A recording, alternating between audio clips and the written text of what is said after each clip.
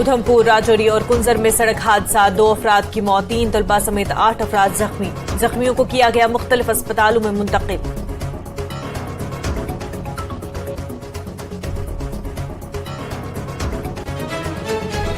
Motor vehicle department की कुलगाम में traffic कवानीन की खिलाफ वर्जी करने वालों के खिलाफ मुहिम, 14 गाड़ियों को किया गया ब्लैक लिस्ट, कई पर जुर्माना आयद, 20,000 रुपए का जुर्माना वसूल।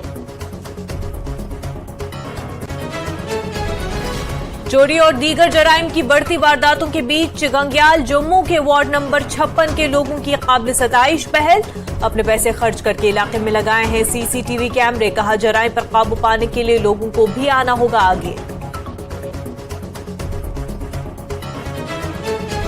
भारत में क्रिकेट वर्ल्ड कप होने से कश्मीर में भी पाया जा रहा है काफी जोश खरोश, दिही इलाकों के क्रिकेट खिलाड़ियों में भी बढ़ गया है क्रिकेट के जुनून।